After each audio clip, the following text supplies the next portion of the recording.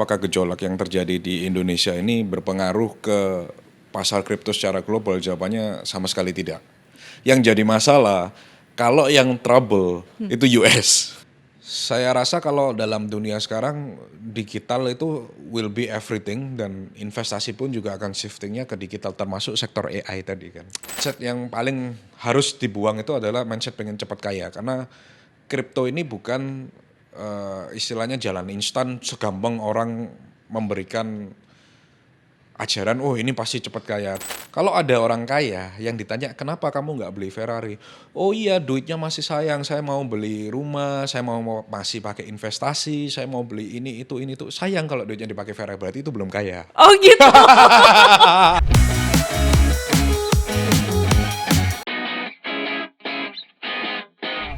Hai, Conomics di sini. Apa kabarnya di sana? Nah, kali ini Conomics pengen memenuhi lah ya permintaan teman-teman. Kan ada beberapa toh di kolom komentar nulisnya adalah tolong dong datangin salah satu sosok ini. Nah, sosok ini ternyata udah ada nih bersama kita di Conomics Liputan 6. Siapa lagi kalau bukan ada Gabriel Ray di sini. Terima kasih Kak Gabriel. Siap. Terima kasih udah banyak diundang loh di sini. yang juga pengen apa ya mendengarkan kembali mungkin ya cerita-cerita dari Kak Gabriel Betul. tentang kripto tentunya.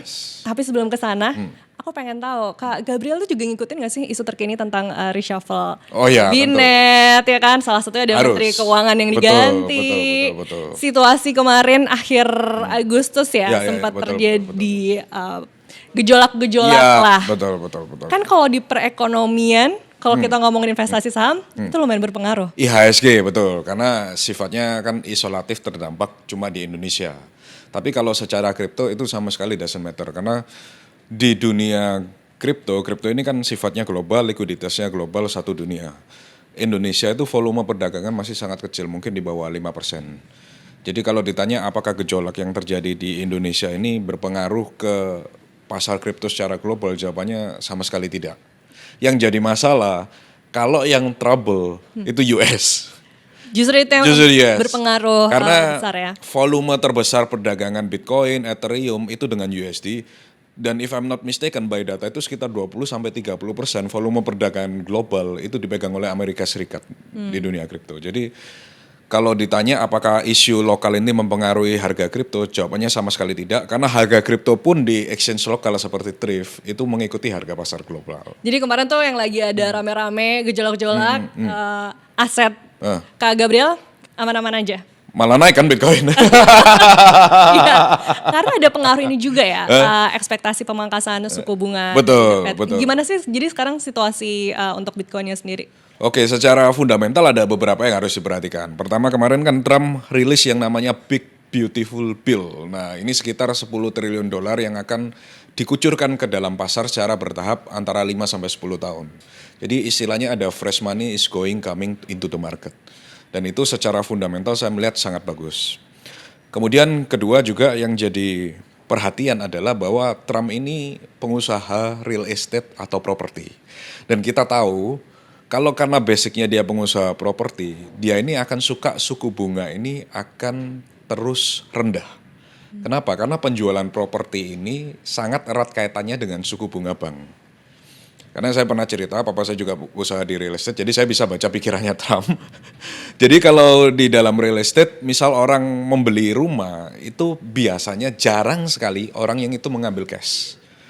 Jadi mereka belinya menggunakan KPR atau cicil utang ke bank. Nah ini kan dipengaruhi suku bunga. Kalau suku bunganya semakin tinggi, ini juga pernah kita bahas di media kita Crypto Wave ya, itu di sana ada datanya bahwa setiap suku bunga naik, maka penjualan rumah di Amerika sana itu turun. Nah, karena Trump basicnya seorang pengusaha real estate, tentu dia pengen suku bunga ini mengalami penurunan. Nah, dan kemarin Trump sudah bolak-balik ngomong di media dan lain sebagainya, Trump ini mau penurunan suku bunga jadi 1% dari The Fed, walaupun The Fed belum mau melakukan. Nah, ketika terjadi penurunan bunga 1%, itu sudah hukum alamnya, hukum marketnya. Maka uang-uang yang ada di surat utang dan lain sebagainya itu akan mengalir keluar mencari aset yang lebih beresiko. Contohnya apa? Seperti Bitcoin dan saham Amerika. Makanya tadi kan off cam saya bilang 4 tahun ke depan selama dipegang Trump, saya yakin saham Amerika SP500 dan juga Bitcoin will very prosper selama ini dipegang Trump. Jadi pemotongan suku bunga menjadi 1% itu bukan masalah iya atau tidak, cuma masalah kapan saja. Dan ketika itu terjadi, then expect the rally happen into Bitcoin dan kemudian juga ke saham Amerika. Nah mungkin yang takut investasi di Bitcoin ya boleh memilih saham Amerika SP500. Contohnya di Thrift juga ada saham Amerika namanya SP500 Index. Itu kayak IHSG tapi versi Amerika Serikat. Saya rasa itu sangat bagus. Kemudian yang ketiga yang saya melihat menarik adalah bahwa Trump dan keluarganya aktif berinvestasi dan melakukan berbagai macam manuver lah di dunia kripto. Contoh, kemarin kita sudah kumpulkan data di media kita, CryptoWave Media, nanti boleh lihat. Ternyata keluarga Trump itu sudah bertambah kaya triliunan, kalau nggak salah 21 triliun rupiah dari kriptonya aja. Nah kalau keluarganya Trump ini sudah bertambah kaya karena kripto, tidak mungkin Trump ini membuat kebijakan yang merugikan kripto. Berarti kan dia nggak mungkin dong merugikan anaknya sendiri, nggak mungkin dong dia merugikan perusahaannya sendiri. Dan kita akan melihat bahwa banyak regulasi baru yang akan mendukung kripto ini lebih maju sehingga Bitcoin ini akan semakin diterima oleh Amerika Serikat menjadi aset yang super legal, dan begitu ini terjadi di Amerika Serikat, domino efeknya akan besar. Ini yang saya lihat.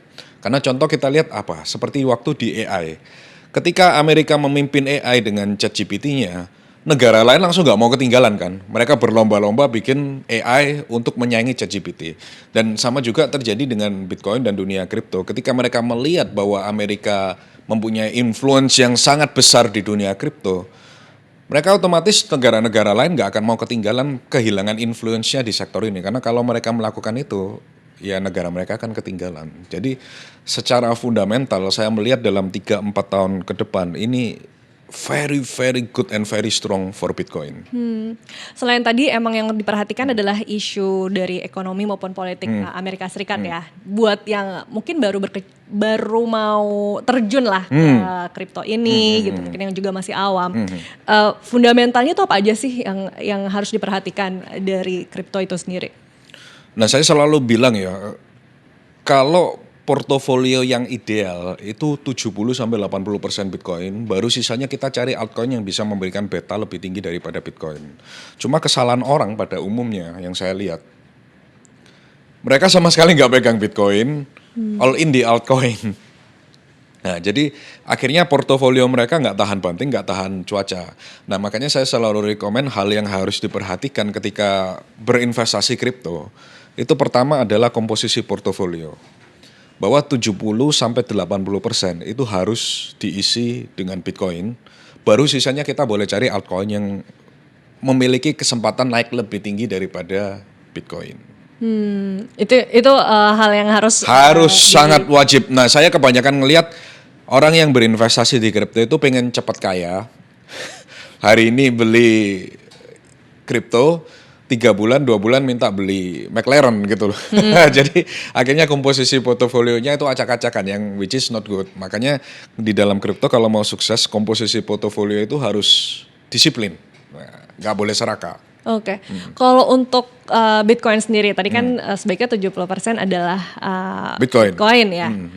Tapi kalau misalnya kita ngomongin Bitcoin, fundamentalnya itu apakah dia sebenarnya lebih ke spekulasi aja atau dia tuh juga punya utilitas ekonomi? Underlying. Oke. Ini pernah saya bahas, kebanyakan orang tradisional finance itu susah melihat Bitcoin karena pertama Bitcoin itu dikira tidak ada underlyingnya. Padahal untuk menerbitkan satu Bitcoin atau untuk menambang satu Bitcoin ada proses produksinya. Dan itu kemarin sudah dihitung secara satu dunia kalau global itu kurang lebih sekitar 100 ribuan lah. Kan harus beli alat investasi untuk mining, sama seperti kita mau menambang emas, itu biayanya sekitar 100 ribu. Itu kenapa hari ini harga Bitcoin di atas 100 ribu. Itu salah satu underlying-nya. Kedua ada yang namanya Metcalfe Law atau biasanya disebut dengan valuasi sebuah jaringan. Jadi contohnya semakin banyak orang yang memakai jaringan ini, maka nilainya akan semakin bertambah. Sebagai contoh, ini hukum ekonomi digital. Kemarin saya dapat Salah satu masukan ini dari Profesor Dr. Prabu Revolusi. Beliau ahli sosial media, sosok penting lah di negeri ini. Dia juga yang berkuliah di ekonomi digital. Salah satu yang pendekatan yang paling gampang dilakukan adalah kita kasih contoh rumah di Pondok Indah. Rumah di Pondok Indah misalnya ada 20 nih. Lalu satu rumah laku harganya 10 miliar.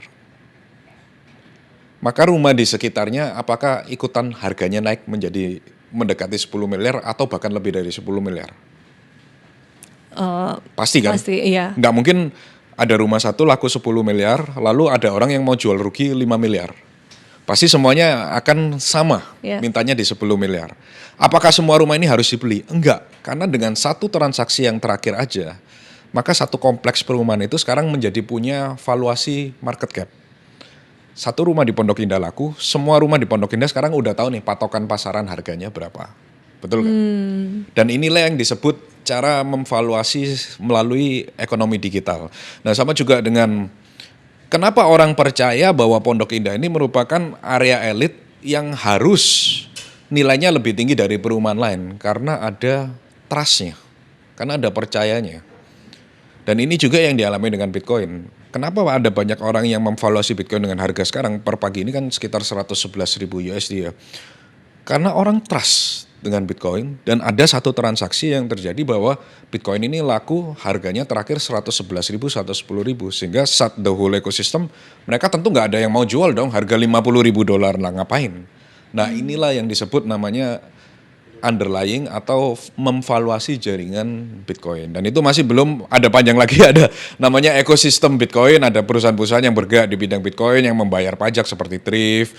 Kemarin ada bursa kripto yang juga IPO, kemudian ada influencer-influencer kripto yang which is semua ini ada karena Bitcoin sehingga ini bisa divaluasi. Nanti detailnya mungkin karena rada panjang ya, nanti bisa akses di media kita Crypto Wave Media itu full gratis. Siap. Ada kelas-kelas pembahasan fundamental Bitcoin tuh. Nah, Bisa langsung aja ke sana ya, itu kan langsung untuk detail belajar tuh. fundamentalnya itu at least kita harus spend 1 jam lah nonton 3 sampai 4 video. Di situ saya udah ngajar dan jelasin juga. Iya, iya, iya.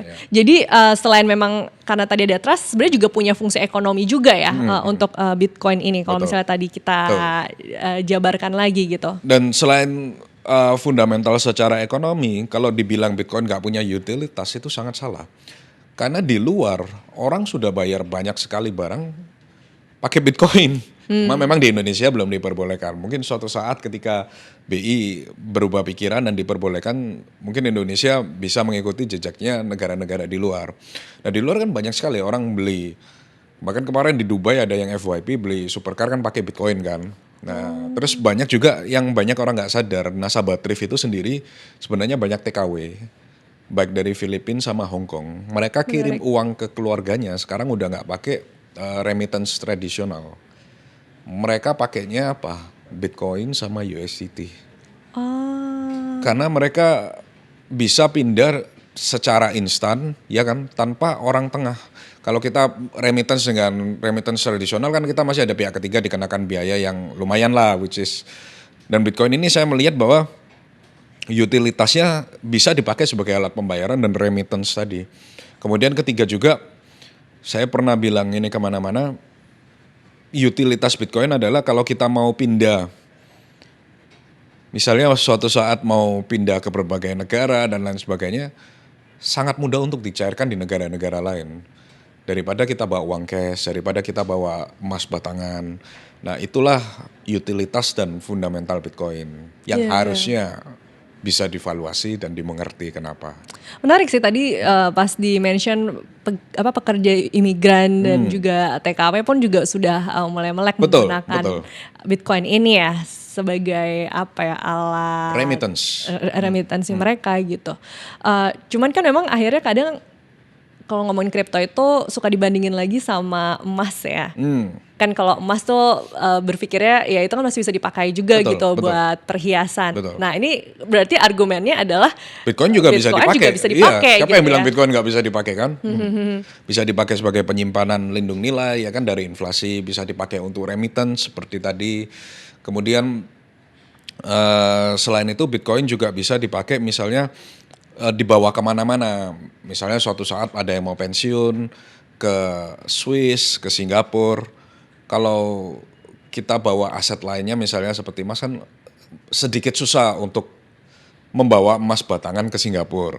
Ya kan harus dicairkan dulu, kemudian masukkan uang. Tapi kalau Bitcoin kan ya itu di kita lah, kita bisa langsung bawa pindah. Walaupun sebenarnya saya tidak menentang emas, semua pasti punya portofolio profil resiko investasi masing-masing. Jadi tergantung sesuaikan profil resiko. Kalau saya sih lebih nyaman di Bitcoin karena toh saya udah 11 tahun di industri ini, jadi saya mengerti apa yang saya investasikan dan fundamentalnya gimana. Tapi aku penasaran sih kalau dari pandangannya Kak Gabriel sendiri,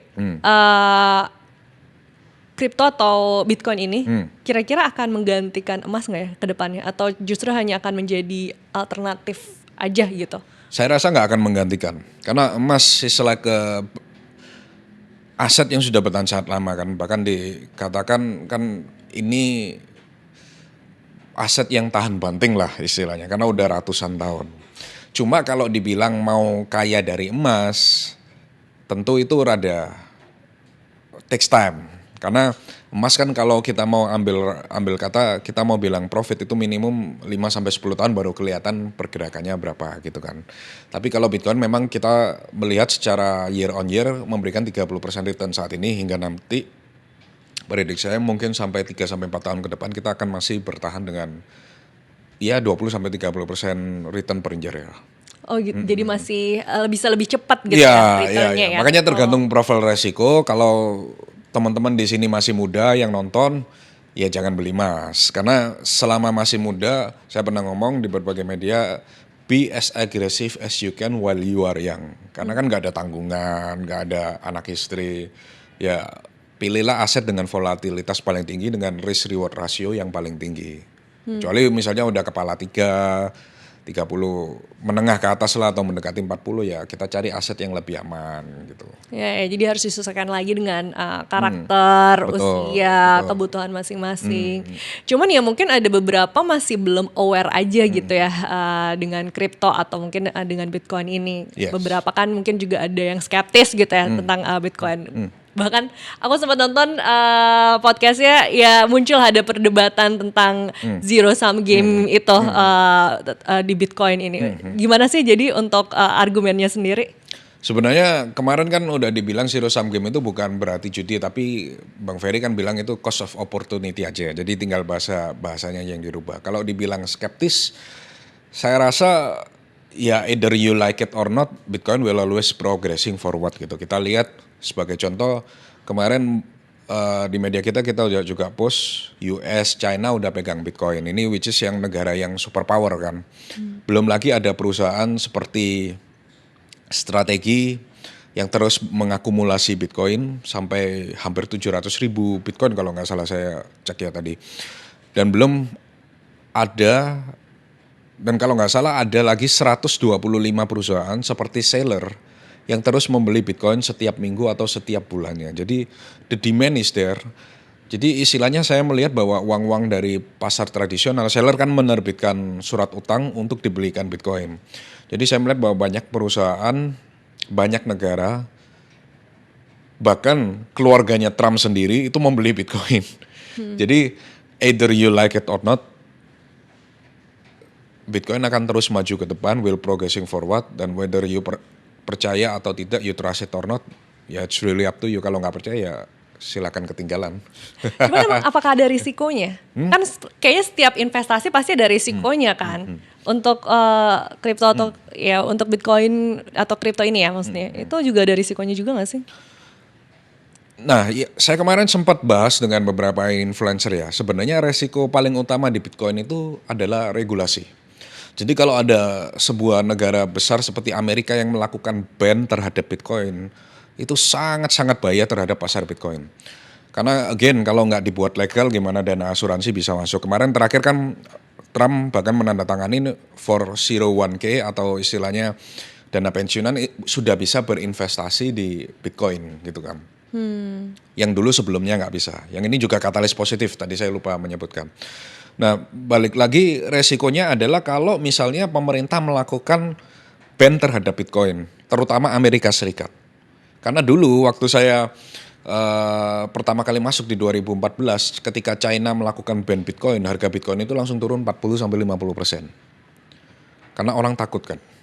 Sebagus-bagusnya aset kalau pemerintah bilang ilegal, ya itu membahayakan aset tersebut. Nggak peduli sebagus apapun asetnya. Dan ini salah satu resiko yang menurut saya paling sangat possible membahayakan Bitcoin. Tapi masalahnya dengan dipegang oleh Trump sekarang, ini nggak mungkin terjadi. Jadi kalau dibilang resikonya sangat-sangat minim sekali. Karena kalau tadi saya bilang keluarga Trump udah tambah 20 triliun lebih kaya dari kripto, anaknya beli Bitcoin, keluarganya beli invest Bitcoin, Ethereum, nggak mungkin Trump akan melakukan kebijakan yang merugikan perusahaannya sendiri apalagi keluarganya. Basicnya seperti itu. Berarti akan ada gejolak lagi tuh nanti kalau ada perpindahan atau pergantian presiden ya. Betul, Amerika makanya ya. saya bilang selama Trump masih menjabat, jangan takut pegang Bitcoin sama saham Amerika. Karena saya percaya ketika dipegang Trump ini 4 tahun ke depan will be the golden year of America sih. Karena kalau kita ngelihat dari kebijakannya, cara dia, stylenya, dia kan seorang pebisnis. Dan saya sebagai seorang pengusaha ngelihat Trump, saya bisa baca gitu loh. Kurang lebih ya Trump maunya seperti ini kebaca. Makanya saya bilang 4 tahun ke depan Bitcoin dan SP500 Index itu should be very good selama masih dipegang Trump. Oh, jadi justru ini tuh kayak berbanding terbalik dengan emas ya. Kalau emas kan biasanya akan semakin meningkat kalau ada ketidakpastian situasi di Amerika juga gitu kan. Betul. Politik maupun ekonominya. Tapi kalau misalnya kripto ini justru kebalikannya. Ya, Gimana betul. sih? Kalau saya melihat bahkan ketika nanti suku bunga ini turun menjadi 1% dari The Fed, ekspektasi saya yang pasti terjadi, emas itu pasti turun. Karena uang larinya ke saham sama Bitcoin. Kemudian kedua ketika suku bunga turun, otomatis US dollar juga turun, dollar index. Jadi mungkin yang pegang US dollar index ya mungkin bisa melakukan rebalancing portfolio. Soalnya aku juga sempat aware tentang cycle atau siklus 4 tahunan di Bitcoin ini kan. Nah, itu gimana tuh cara nge-match-nya, sementara kan tadi bilangnya semasa Trump justru akan lagi tinggi-tinggi. Justru saya melihat di cycle ini cycle yang sangat berbeda dengan cycle-cycle sebelumnya. Karena saya kan udah main kripto dari 2014 ya. Investasi kripto dari 2014, kita mengoperasikan thrift itu dari 2015. Jadi kurang lebih saya ini 11 tahun udah ada di market dan saya udah melalui cycle ini 3 kali. Nah, cycle yang kali ini berbedanya kenapa? Karena satu, ada perusahaan seperti Strategi dan 125 perusahaan lainnya yang bisa melakukan berbagai kungfu di pasar saham tradisional, menerbitkan bond, terus menerbitkan saham untuk membeli Bitcoin. Dan ini yang nggak ada pada cycle sebelumnya. Dan juga negara-negara juga membeli Bitcoin. Ini juga nggak ada di cycle sebelumnya. Bahkan yang terbaru, bahkan sekarang kan ada Bitcoin ETF atau reksadana, ya kan. Nah, ini nggak ada di cycle sebelumnya. Bahkan kalau kita lihat Bitcoin itu untuk mencapai dana kelolaan emas ETF cuma butuh waktu sekitar 8-10 bulan kalau saya nggak salah. Sedangkan emas itu butuh waktu 8 tahun untuk menyamai Bitcoin ETF. Artinya apa? Permainan-permainan ini uang-uang masuk dari pasar tradisional yang sebelumnya nggak ada di cycle sebelumnya. Ini ada sekarang. Jadi sangat tidak mungkin tiba-tiba terjadi bear market atau sirkus bear market 4 tahun sekalian karena kondisinya udah sangat jauh berbeda sekarang. Justru ada perbedaan gitu ya di siklus ini tuh. Saya menyebutnya prolong cycle untuk cycle kali ini. Gimana tuh maksudnya? Jadi kalau biasanya kan tiap habis 4 tahun kita akan bear market, ya kan? Tapi di cycle kali ini saya percaya bahwa kenaikannya akan terus, nggak ada cycle 4 tahun lagi kemudian menjadi bear market begitu. Oh oke. Karena kan mungkin ada yang pengen baru mulai gitu ya sekarang. Sementara kan Bitcoin sendiri pernah sampai di titik tertingginya juga, titik terendahnya juga pernah gitu. Jadi untuk mulai sekarang nggak terlambat juga gitu dengan tadi perspektif itu. Jujur ya, ini pertanyaan yang paling banyak saya sering terima dari 2014. Kok boleh masuk nggak? Kok sekarang waktunya beli nggak? Akhirnya itu dari harga masih waktu 4 juta, 7 juta tuh. Sekarang harga 1,8 M, 1,9 M. Pertanyaannya juga masih sama. Boleh masuk nggak? Boleh beli nggak? Ya ini masalah mental ya sebenarnya, apa gimana sih? Gini sih, cara bahasnya itu gini.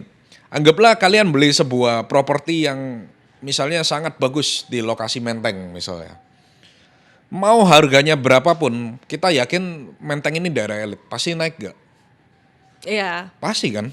Karena ini daerah elit dan juga sama juga dengan Bitcoin. Kalau in the long run ya jangan berusaha timing the market. Makanya ada peribahasa kan, time in the market beats timing the market. Jadi istilahnya kalau kalian spend waktu lebih lama di market akan outperform apapun daripada kalian mencoba timing the market. Nah jadi artinya apa? Kalau kalian mau masuk Bitcoin, udah nggak usah tanya kapan ini boleh masuk gak, ini masuknya harga berapa, karena satu dunia nggak ada yang tahu bottomnya berapa, topnya berapa. Oh iya. Sebagus apapun informasinya, kita juga bisa prediksi aja sama seperti Thrift dengan CryptoWave, kita kasih research dengan win rate 90%, tentu kita masih beranggapan bisa ada salahnya, angka topnya berapa, angka bottomnya berapa. Nah tapi kalau kalian mau invest, maka investlah dengan horizon jangka waktu yang panjang. Karena mungkin bisa beli kemudian kita melihat dalam 3 tahun, 4 tahun. Karena in the long run ini saya pernah bilang, there is no top for Bitcoin. Sama seperti perumahan yang elit lah di Menteng, di Pondok Indah. Apa kemudian harganya bisa dibatasi nih? Oke, kalau harganya sudah satu rumah 50M maka harganya nggak bisa naik lagi. Bisa nggak? Nggak bisa dong. Karena pasti ada orang yang mau beli lagi rumah di perumahan elit. Nah, Tapi kan kadang analoginya seperti itu. kalau udah terlalu tinggi kadang suka ada bubble aja gitu, pecah. Itu juga berlaku juga gak sih kalau di kripto? Kalau di Bitcoin, I don't think so. Karena kayak tadi saya bilang, di cycle permainannya udah berbeda jauh semua. Institusi main, negara main, ETF main.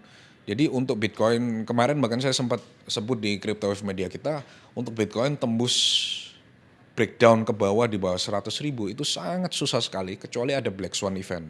Misal kayak tiba-tiba ada perang, tiba-tiba ada wabah. Nah, itu mungkin bisa. Tapi kalau sejauh ini saya melihat sangat susah sekali Bitcoin jatuh di bawah 100.000 US dollar. Ya. Kalau misalnya kemarin Iran sama Amerika toh itu baru ya akan berpengaruh banget ya. Betul, Kalau tapi itu sampai terjadi gitu. Tapi kan saya udah bilang dari kemarin, Trump ini basicnya pengusaha dan dia nggak suka perang. Makanya ketika terjadi penurunan, kemarin kan saya bilang ke follower saya, ini saya rock by the dip, ngapain takut? Karena saya yakin Trump itu nggak suka perang, dan karena kalau perang dengan Iran, harga minyak itu naik. Kalau harga minyak naik, inflasi naik. Inflasi naik, the Fed nggak bisa potong suku bunga. Makanya Trump kan yang koar-koar supaya perang ini diberhentikan, dan juga pasar saham Amerika yang sebelumnya drop naik lagi pulih. Jadi dari gaya style kepemimpinan Trump, kita sudah melihat bahwa perang itu pasti akan sangat minimum sekali terjadi di eranya Trump. Karena dia basicnya pengusaha. Menarik ya. Nah, biasanya mungkin udah yakin nih, oh iya nih situasi ekonomi Amerika juga memberikan dukungan terkait bagaimana nanti pergerakan untuk Bitcoin atau kripto ini. Yang juga masih jadi pertanyaan, ternyata masih ada juga yang nanya, ini sebenarnya di Indonesia udah legal kan ya? Itu masih ada loh pertanyaan kayak gitu. Dan itu akhirnya menjadi salah satu keraguan juga gitu. Coba jelasin sebenarnya sejauh mana sih dukungan dari pemerintah Indonesia untuk investasi kripto ini? Pemerintah Indonesia itu sudah melegalkan Bitcoin dan kripto ya, itu sejak 2019 melalui Bapepti. Jadi kripto itu sebelumnya dianggap sebagai komoditas, kena pajak 0,21% per transaksi. Dan bahkan kemarin Thrift sempat dapat penghargaan dari Ditjen Pajak ya, bahwa kita salah satu penyetor pajak kripto terbesar di Indonesia. Jadi artinya bahwa industri kripto ini juga menyumbang untuk pembangunan negara Indonesia kita. Yeah. Jadi kalau dibilang legal, udah nggak legal lagi, sangat legal. Apalagi kita udah bayar pajak kan, dan per Januari kemarin kan sudah diambil alih OJK menjadi instrumen keuangan lah istilahnya. Jadi kalau ditanya apakah kripto legal di Indonesia, jawabannya sangat legal. Dan ekosistemnya juga sudah kuat ya. Betul. Gimana sih kalau menjelaskan tentang ekosistem kripto di Indonesia sendiri? Jadi kalau di Indonesia sendiri kan ada exchange seperti Thrift. Kemudian kalau dari berdasarkan peraturan pemerintah, Thrift ini nggak boleh pegang dana nasabah. Jadi ada yang namanya kustodian rupiah dan kustodian kripto. Itu yang memegang dana nasabah. Dan juga ada bursa kripto namanya CFX. Jadi dengan ada pembagian ini, tentu otomatis nasabah lebih aman karena semuanya udah ditaruh di posnya masing-masing gitu. Ya. Dan kerasa banget ya adanya perbedaan bagaimana kripto sekarang sama mungkin pas baru pertama kali betul, mendirikan Thrift gitu ya. Betul. Apa sih kerasa perbedaannya tuh? Yang sekarang saya sangat happy itu adalah pemerintah melegalkan Bitcoin. Karena dulu kan rada abu-abu nih, jadi orang mau scale up itu rada was-was. Tapi ketika sudah dilegalkan seperti sekarang, kita udah punya izin, kita punya izin staking itu kayak deposito bahasa awamnya kayak deposito bank lah. Kita deposit kripto dapat bunga dividen, kita punya futures juga yang istilahnya benar-benar dapat dukungan dari pemerintah untuk industri kripto ini lebih maju ke depan. Jadi bahkan kalau nggak salah kemarin data investor kripto itu sudah sekitar 13 juta di Indonesia. Di Indonesia. Yes. Itu udah banyak juga ya. Banyak. Yang melek. Banyak. Jadi ini nggak sih ngerasa flashback dulu pas zaman-zaman masih 2014 ya? 2014, Mulai kripto. 2015. 2015 masih Dulu- banyak yang ngeraguin gitu nggak sih? Dulu waktu Thrift pertama kali mulai nasabahnya mungkin cuma 10.000. Sekarang kita udah tembus hampir 4 juta. Nah, jadi itulah perbedaan bahwa kita melihat bahwa shifting dari Gen Z milenial ini shifting investasinya mulai masuk ke dalam kripto. Apa sih biasanya keraguan-keraguan yang pernah Kak Gabriel dapetin gitu mungkin dari follower-followernya terkait mau investasi Yang kripto, paling common Bitcoin? ya, karena orang kita mungkin masih berpikir secara tradisional bahwa investasi itu harus sesuatu yang bisa dilihat mata dan dipegang. Jadi ketika mereka investasi Bitcoin kan nggak bisa dipegang, bentuknya kan digital. Sehingga mereka rada ragu untuk berinvestasi Bitcoin, tapi ketika emas, mereka merasa bisa memegang emas itu dan bisa dibanggakan kan. Nah jadi walaupun sebenarnya secara teknologi kita arahnya pasti semua ke arah digital. Tinggal masalah waktu aja kita mau terima atau enggak. Whether you adapt or you die kan, saya pernah bilang itu berkali-kali. Jadi saya rasa kalau dalam dunia sekarang digital itu will be everything dan investasi pun juga akan shiftingnya ke digital termasuk sektor AI tadi kan. Iya. AI kan paling banyak terima suntikan dana dari venture capital sepanjang tahun ini. Apakah AI ini bisa dipegang? Tapi orang luar, orang pintar, venture capital, semuanya invest ke sektor AI. Dan ini yang mindset yang mungkin harus rada diperbarui dari orang-orang kita sih. Ya, paham sih. Karena emang kalau ngomongin kripto kan tadinya sebelumnya yang kita tahu adalah itu kan adanya ini terjadi kan adanya trust gitu. Iya. Dan itu memang rasanya tuh masih awang-awang kan. Iya. Jadi paham sih adanya kesulitan shifting itu gitu buat pemahaman orang-orang. Tapi untuk Kak Gabriel sendiri kan tadi mulai kripto 2014. Nggak mempertanyakan juga gitu, nggak muncul ada keraguan juga kan. Bukannya kita investor tuh harus skeptis juga gitu, kritis. Gimana? Nah ini makanya only invest in things that you understand, kata Warren Buffett. Jadi kalau saya sangat benar-benar mengerti kondisi pasar, saya mengerti fundamental Bitcoin. Jadi kalau ditanya kenapa saya nggak ragu, karena saya mengerti fundamentalnya, kemudian saya juga melihat teknologinya, blockchain ini kalau dicari dimanapun yang seperti Bitcoin ini nggak ada loh. Dan dari dulu saya yakin Bitcoin itu akan menyentuh 100.000, bukan masalah iya atau tidak, masalah kapan aja. Makanya saya hold selama 3 cycle ini dan orang selalu bilang hoki, padahal bukan hoki. Tapi itu belajar mengerti fundamental, belajar punya conviction. Bahkan ketika diterpa oleh berita-berita negatif kita masih percaya dengan Bitcoin. Dan makanya sekarang holder got rewarded, orang yang berinvestasi dalam jangka panjang ya menabur menuai hasilnya dong. Iya. Apalagi ditambah Kak Gabriel emang backgroundnya IT ya. Iya, Jadi kayak udah melek juga gitu tentang betul. teknologi Ya, di masa bersyukur depan. dari Tuhan juga saya masuknya di kuliah per-IT-an, jadi mungkin saya bisa melihat Bitcoin ini dari sudut pandang seorang pebisnis karena keluarga juga pengusaha dan juga dari sisi IT, dan ini mungkin yang bisa memadukan kenapa saya bisa all in Bitcoin waktu itu di 2014 dan 2015 kita bikin Thrift. Oke. Jadi Kak Gabriel ini bukan hanya investor tapi juga ini ya CEO dari Thrift, ya. Thrift exchange platform ya. Ya. Di situ waktu itu kenapa sih akhirnya kepikiran untuk mendirikan platform ini? Oke. Boleh break minum benar? Oh iya, Oh, ya. silakan. Karena kita ngomongnya intens banget emang ya. Ngobrol terus. Game. Jadi pertama kenapa bikin Thrift, jawabannya simple. Waktu itu sebenarnya saya mau take profit aja 2015 tapi Karena dulu belum banyak ya nggak di ada, Indonesia. cuma 2 aja exchange ya kan, cuma Thrift sama satu lagi. Tapi ketika mau melakukan take profit itu sangat susah zaman dulu karena komunitasnya juga belum sebesar ini, makanya kita bikin Thrift. Tapi ternyata seiring berjalannya waktu Ya, terus sekarang menjadi salah satu exchange yang paling besar lah di Indonesia dan juga yang paling lama kan kita dari 2015. Jadi kalau ditanya kenapa bikin Thrift, sebenarnya jawabannya simpel, mau mau jual Bitcoin aja. Cuma gara-gara ada Thrift, kita nggak bisa take profit malah nampungin Bitcoin punya teman. Wih, seru ya, kayak Iya. kayak gue butuh ini Iya. nih tempat Iya. platform ini Iya, gue iya. bikin aja Iya, gitu ya. Iya, iya, karena basic saya kan orang IT, jadi Nah. ketika disuruh membuat something yang seperti itu ya itu gampang gitu loh. Tapi sempat menjalani, sempat ngerasain pengalaman pahit juga gak sih pas lagi ngerintis bisnis Oh, ini? pasti, Iya. pasti, pasti. Saya pernah cerita Apa sih sih. yang paling pahit? Namanya perusahaan pasti butuh pendanaan kan, namanya butuh investasi dari pihak lain. Dulu waktu awal-awal Thrift berdiri, itu untuk mendapatkan pendanaan sangat susah karena orang tradisional berpikir bahwa Bitcoin itu adalah Ponzi atau MLM. Ya makanya tadi sempat nanya juga kan tentang Jadi itu. saya pernah cerita di sebuah podcast, saya pernah ketemu satu venture capital yang besar. Saya udah siapin pitch deck yang bagus nih. Mau kasih present Thrift ini seperti apa-apa. Baru slide kedua, saya langsung di stop sama venture capital yang besar ini. Dari Indonesia. Nggak, di luar. Oh, Dia bilang we don't want to touch anything about Bitcoin karena mereka berpikir Bitcoin itu Ponzi atau MLM. Saya kalau nggak salah sekitar 2016-an ya atau 2017 deh pokoknya sekitar segitu.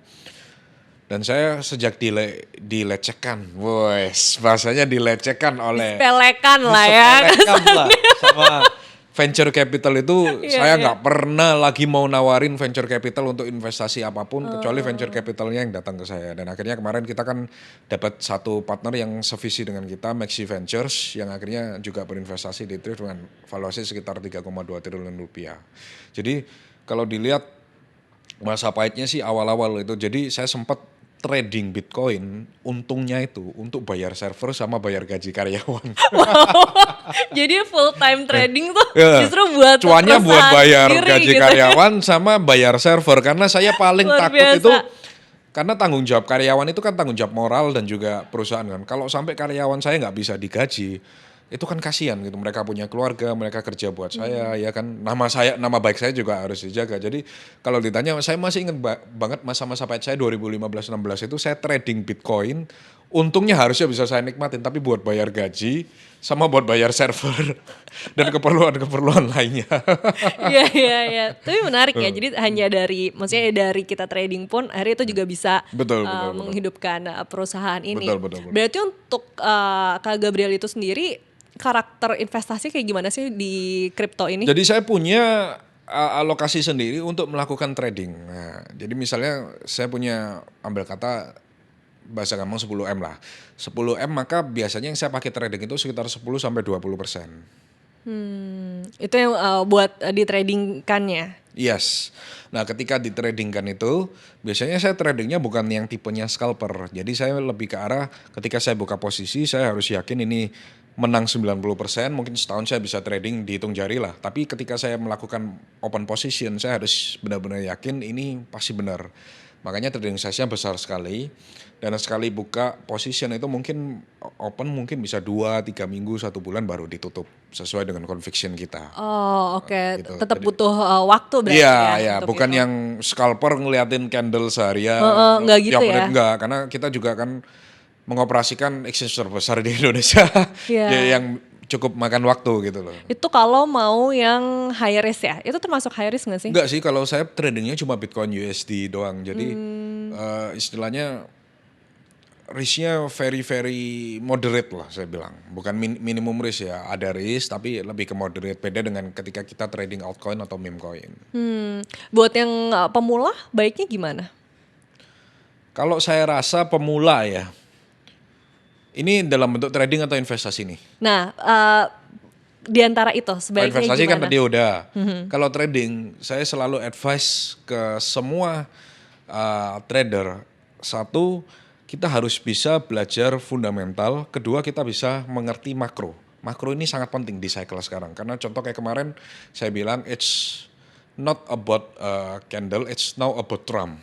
Semuanya tentang apa yang dilakukan Trump untuk kebijakan-kebijakan yang mendukung kripto dan lain sebagainya. Jadi kalau saya sarankan menjadi seorang trader, nggak bisa setengah-setengah.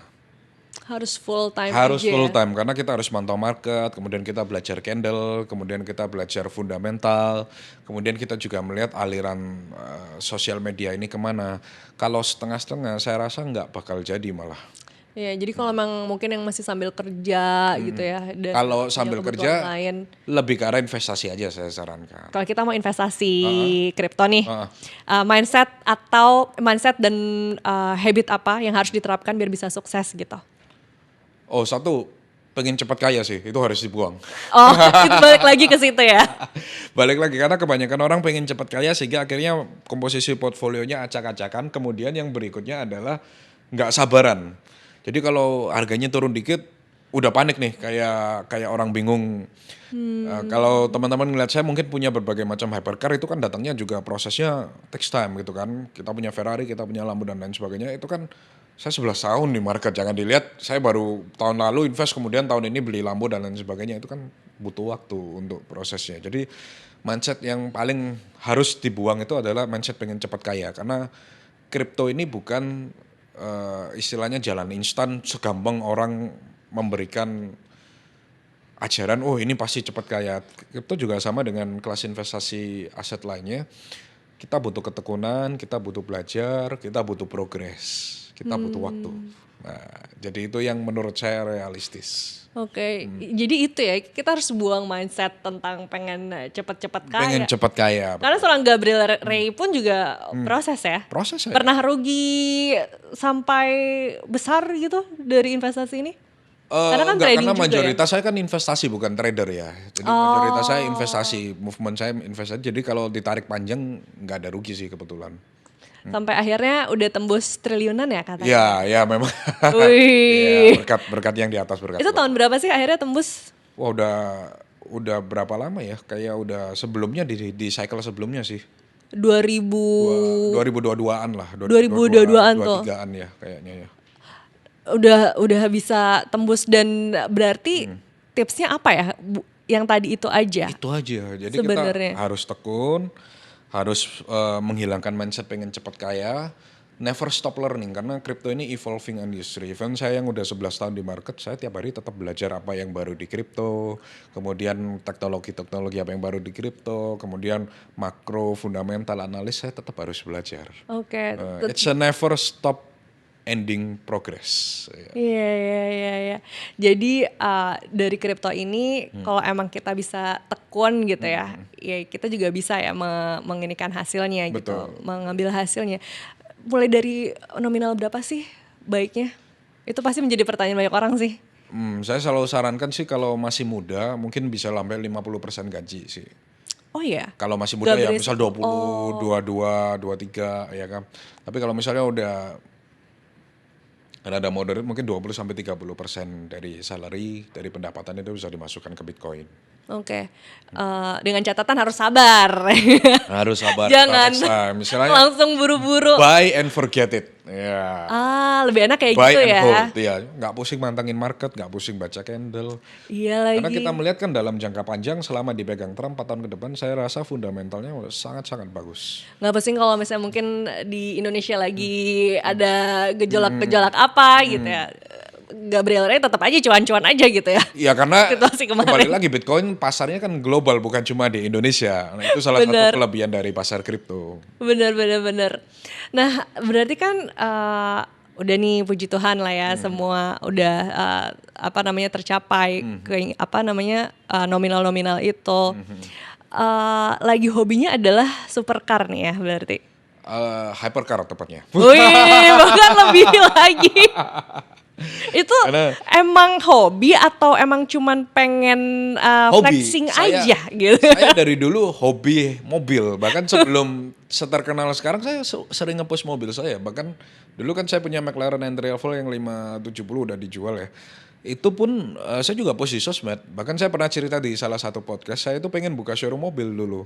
Cuma waktu itu terbatas modal aja, nggak bisa buka showroom jual-jual supercar, hypercar gitu. Jadi akhirnya sekarang ketika udah diberkati dan punya peluru ya disalurkannya beli mobil daripada disalurkan beli yang aneh-aneh kan. Jadi hobinya ke situ aja. Ya, hobinya bener-bener mobil. Bisa aja loh ada netizen yang mungkin nyinyir gitu kan. Ya. Ini emang karena flexing Iya, iya, iya. biar Iya, apa iya. namanya orang-orang pada Beli kripto. Bitcoin, beli kripto gitu kan. Atau Kalian ngefek enggak gitu. Efek beli Bitcoin dan bikin saya tambah kaya kalau duitnya 1 triliun dolar. Oh. Wih, kalau duitnya masih 10 M, mana bisa gerakin pasar Bitcoin yang valuasinya market cap-nya udah triliunan dolar gitu kan. Iya, Oh, iya. cuma beli 1 M, 10 M ya Bitcoin harganya segitu-segitu aja. Tapi kalau dibilang apa? Saya ngepost karena saya hobi, ya itu saya rasa hal yang wajar. Saya bayar pajak, bahkan kalau lihat IG saya kan saya dapat penghargaan dari Ditjen Pajak, bahkan di KPP saya salah satu penyetor pajak terbesar ya. Tentu kita dapat bekerja keras, kerja keringat, bayar pajak legal, ya tentu kita mau menikmati hasilnya kan, nggak ada yang salah dengan itu. Jadi sebenarnya message itu ya juga ya yang pengen Kenapa?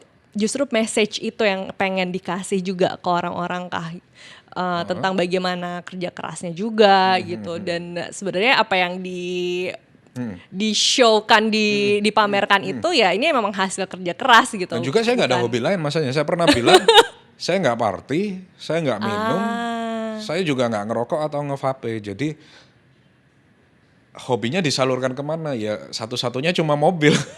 Iya sih. Toh kita sudah mendapatkan hasil dari kerja keras ya. Kecuali saya ada hobi lain nih, misalnya mungkin saya bisa alokasi budgetnya ke hobi lain, tapi masalahnya hobi saya nggak ada, hobinya cuma itu. Karena balik lagi kan nggak party, nggak alkohol, nggak ngerokok, nggak nge-vape, ya pelampiasannya kemana? Ke mobil. Iya ya. Terus kan berarti circle-nya bertemu dengan orang-orang kaya nih. Betul. Bisa ngebedain gak sih mana yang kaya beneran dan kaya-kayaan? Iya. Ini yang paling gampang. Apa tuh? Ini yang saya paling sering ketemu di berbagai macam podcast ya. Kalau ditanya kenapa kok nggak beli, ini perbedaan orang kaya beneran dan nggak dari sisi mobil ya, kalau saya bilang dari sisi dunia otomotif. Kalau ada orang kaya yang ditanya kenapa kamu nggak beli Ferrari, oh iya duitnya masih sayang, saya mau beli rumah, saya mau masih pakai investasi, saya mau beli ini itu, sayang kalau duitnya dipakai Ferrari, berarti itu belum kaya. Oh gitu. Jadi Loh iya dong, yang saya banyak nggak pernah alasan ketemu ya. orang kaya, orang yang beneran kaya mau beli Ferrari, kemudian dia bilang, oh sayang uangnya saya masih bisa beli rumah dan saya bisa pakai investasi. Kenapa? Karena duitnya di belakang udah banyak semua. Ini duit ekses yang dipakai untuk beli mobil. Jadi kalau orang yang ditanya kenapa nggak beli Ferrari, alasannya seperti itu, jawabannya simpel, berarti dia belum kaya. Nah, itu perbedaannya. Nah, ini serius. Saya lihat di lapangan begitu. Orang yang beneran kaya, kalau dia misalnya mau beli Ferrari yang harganya 15 M, harganya 20 M, dia nggak akan ngomong gitu. Saya ketemu banyak saya pengusaha, bahkan teman baik saya kan salah satu yang punya maskapai penerbangan di Indonesia. Ya. Mungkin kalau lihat konten saya tahu siapa. Nggak pernah dia bilang, oh saya mau pakai buat beli rumah begini. Ada lagi teman saya juga pengusaha pabrik plastik yang besar. Nggak pernah dia bilang, oh saya mau beli Ferrari 15 M. Sayang saya mau pakai buat ekspansi, beli ekspansi pabrik saya, mau beli rumah, mau beli lainnya. Kagak, karena duitnya udah berlebihan. Jadi istilahnya kayak udah punya 1 M, mau beli sepeda motor harga 10 juta, tentu otomatis nggak mikir dong. Iya kan? Tapi kalau masih mau beli 10 juta, masih ngomong, oh sayang duitnya masih mau dipakai ini, ya itu jawabannya simple, berarti belum kaya. Ayo Jadi siapa kalau yang mau banyak membedakan, alasan. iya kalau mau membedakan orang yang kaya beneran atau enggak, dilihat cara ngomongnya. Kalau ditanya, tapi ini beneran Menarik. fakta yang ada di lapangan. Karena saya sebagai pengusaha kan lihat banyak sekali orang. Kalau dia ngomong, ketika mau beli Ferrari, mau beli mobil, hypercar, oh sayang duitnya gini gitu, ya jawabannya simple, berarti duit lu belum cukup aja. Iya, pokoknya orang-orang yang bluffing Iya, gitu kan, ya. banyak alasan lah Banyak istilahnya. alasan, Oh gitu. iya, aku bisa aja beli seperti Gabriel, beli Senna, beli Ferrari. Cuma sayangnya duitnya masih saya pakai buat investasi. Ya emang lu pikir gua nggak investasi apa? Nah, jadi kalau orang kayak beneran tuh lagi ngobrol-ngobrol, kayaknya mau beli hypercar deh. Iya, Oh oke, iya. besok udah langsung foto Besok beli, gitu. iya kan. Kenapa? Karena kita udah punya spare cash-nya gitu kan. Jadi jangan dibilang, kan ada bilang, oh gue bisa beli seperti Gabriel, ya kenapa lu nggak beli aja, kenapa lu bilang harus investasi dan lain-lain. Oh gue bisa beli seperti influencer lain, kan ada lagi yang punya mobil juga mirip-mirip dengan saya. Gue bisa beli mobil harganya 20-30 M, tapi gue masih sayang duitnya, ya jawabannya simple, berarti duit lu belum banyak, gitu aja. Mantap. Nah untuk bisa kayak Kak Gabriel, mau dong boleh kali ya bocoran. Portofolionya tuh udah ada apa aja dan seberapa banyak? Dulu sampai sekarang saya Bitcoin maksimalis sih. Jadi Masa saya 100%? dulu 100%, tapi sekarang sejak mengelola Thrift Exchange, Saya udah mulai rada berkurang maksimalisnya, jadi 95% Bitcoin, baru sisanya itu koin-koin seperti Ethereum, Doge, kemudian ada Ethena, disclaimer on, not financial advice. Iya. Nanti dibilang suruh beli koin Kak ya. Gabriel selalu nih kayak gini ya. Kayak ada trauma sendiri ya Kak ya? Atau gimana? Nggak, peraturan Oke, dari ya. regulator. Oh iya itu benar, tetap Maklum, itu maklum. tetap. Benar-benar. Punya izin jadi harus mematuhi peraturan regulator. Ya tapi kita cuma pengen tahu Ya, aja. jadi 5%-nya berarti itu tadi ada Ethereum, ada USDT, kemudian ada Ethena, kemudian ada Hyperliquid, ada Doge, kemudian yang terbaru juga saya melakukan farming Ethereal, itu koin baru yang di ekosistem ENA. selalu fokus di kripto kah atau juga mencoba investasi lain? Ada sebenarnya investasi di aset lain seperti real estate, seperti saham, ada tapi nilainya kecil banget. Karena mungkin terbiasa di kripto melihat fluktuatif yang sehari bisa 5%, 10%, melihat aset kelas lain yang fluktuatifnya nggak sekencang kripto, rada boring gitu loh. Nah, hatinya kan udah biasa olahraga Udah jantung nih. kebiasaan nih kayaknya. Iya, udah dak digduk, masuk aset yang gerakannya lebih stabil gini-gini ya kurang. Seru-seru. Terus ada lagi nih yang nanya. Berarti Kak Gabriel itu sebenarnya pewaris atau perintis sih? Saya masuk kategori perintis sebenarnya. Karena memang keluarga saya basicnya dari pengusaha, cuma waktu itu saya pernah share di berbagai podcast ya. Saya memang waktu itu dikasih pilihan untuk meneruskan bisnis keluarga atau mendirikan action sendiri. Nah ketika saya memilih jalan sendiri, orang tua saya ngamuk, marah. Nah, udah enak kenapa nggak meneruskan usaha orang tua aja kan. Oh sempat ditentang Sempat juga ditentang ya? juga, bahkan sampai sempat dicoret dari warisan kan waktu itu. Waduh, ngeri. Jadi dikasih ke adik-adik kelanjutannya- saya. Kelanjutannya gimana? Kelanjutannya ya Dicoret akhirnya- beneran? Dicoret waktu itu, dicoret bener. Tapi sekarang udah Menarik. dibalikin lagi. Terus akhirnya Untungnya karena udah jadi kan. Kalau nggak jadi mungkin ya disyukur-syukurin. Tapi dari situ ketika mendirikan exchange itu sama sekali tanpa bantuan keluarga. Karena keluarga saya kan basicnya memang dari old money kan. Jadi istilahnya mereka nggak percaya dengan apa itu Bitcoin. Bahasa Jawanya, opo iki sih ngapain susah-susah gitu loh. Kan udah ada bisnis keluarga yang lebih enak gitu loh. Cuma memang saya terbantu dari didikan orang tua sebagai pengusaha. Mungkin itu juga satu privilege yang bisa dinikmati. Tapi kalau secara modal, secara lain sebagainya itu benar-benar zero dari orang tua. Oke. Jadi memang berusaha dengan upaya sendiri juga Betul, ya. bahkan saya pernah cerita kan background saya pertamanya jualan selotip, kemudian saya punya software house, Ya. akhirnya dikumpulkan, bikin all in Bitcoin, kemudian kita bikin exchange thrift itu. Jadi basicnya dari situ sih. Oke, Tapi menarik. kalau ditanya apakah dari keluarga memberikan bantuan modal, saya jawab zero, nol sama sekali. Gitu. Oke, jadi benar kerja keras juga ya. Kerja keras. Dari nol juga gitu ya. Kerja dan berdoa. Kerja dan Yeah. berdoa. Wih. Berarti nih untuk merangkum semuanya step by stepnya deh buat yang masih awam dan pengen mulai ke kripto. Tadi kan mulai dari kita kumpulin uangnya dulu nih misalnya gimana? Satu, nggak usah kebanyakan teori, mau masuk aja. Udah ya? Ya, saya udah bilang kan tadi dari dulu 2015 sampai sekarang pertanyaannya di DM saya itu Kayaknya udah deh. sama aja. Kok boleh masuk sekarang nggak? Kok boleh beli sekarang nggak? Itu dari 2015 sampai sekarang udah berapa? 10 tahun lah berarti kan. Pertanyaannya ya itu terus. Kayak saya bilang nggak usah kebanyakan teori, udah praktek langsung beli Bitcoin. Iya, apalagi Nah, kayaknya Kak Gabriel juga udah berbusa-busa gitu ya menceritakan Iya. keuntungannya tuh udah seberapa banyak sih Jadi, lewat ini gitu kan. Dan menceritakan masa depan dari Bitcoin ataupun kripto ini juga masih jangka panjangnya masih ada kan. betul sekali. Jadi kalau step by step ya tentu satu tadi nggak usah kebanyakan teori karena orang yang kebanyakan teori malah biasanya nggak jadi langsung praktek. Kemudian kedua mindset cepat kaya itu dihapus, kita butuh waktu berprogres konsisten dan lain sebagainya. Ketiga tentu yang kalau mau sukses pakai exchange yang punya izin dong dari OJK dan Bapepti. Ya itu kan yang aman juga buat teman-teman sekalian, pajaknya juga clear, jadi investasi juga aman dan tenang. Nah, jadi yang buat ngerasa resah nih sebenarnya kalau kita kripto di Indonesia aman gak ya? Fully legal. Fully ya. legal juga gitu kan. Berarti next seorang Gabriel Ray mau melakukan apa lagi sih setelah mempunyai triliunan rupiah di tabungan dan di kripto ini? Kan kemarin kita bikin Crypto Wave Media ya, ini edukasi kripto, courses, nggak tahu udah download atau belum. Itu Udah kayaknya, cuy. benar-benar full gratis. Jadi ada berita kripto, ada kelas kripto, ada research market kripto, itu beneran kita bagikan gratis tanpa biaya sepeser pun.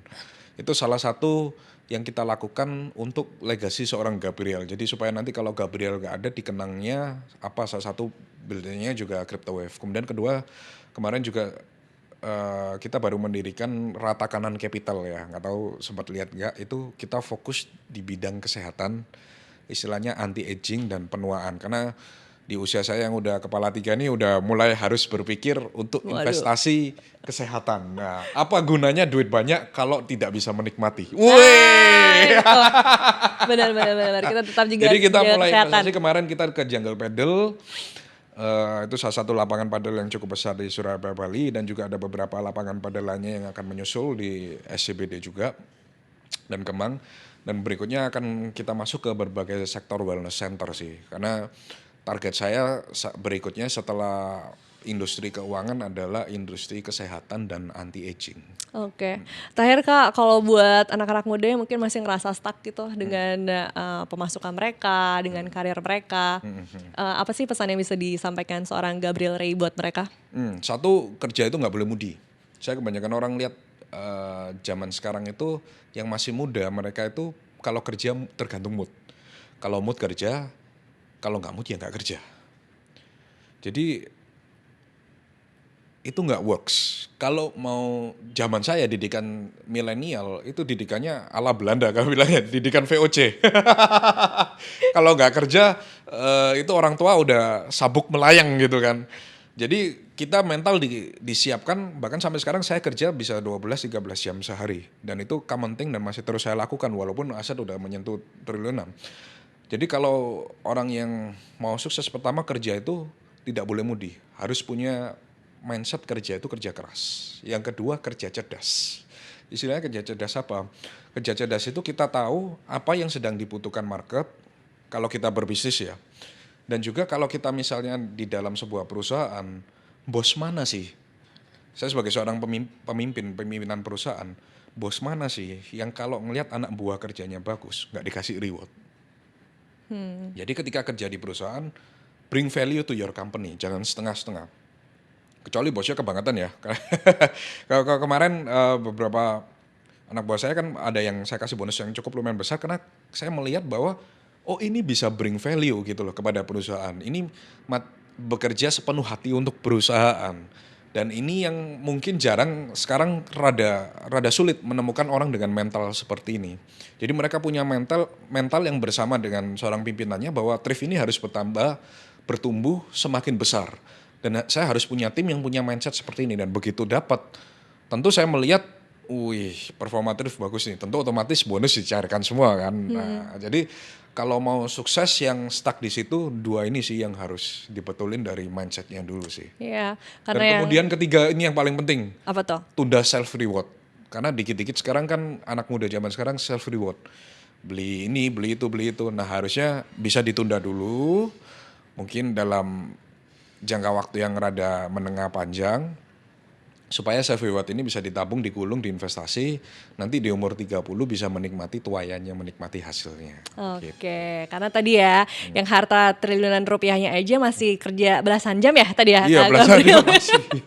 Ya udah kalau gitu. Terima kasih banyak ya Kak Gabriel atas perbincangannya. Dan itu tadi perbincangan kita di Cuanomics kali ini. Sampai bertemu lagi di episode selanjutnya. Sampai jumpa.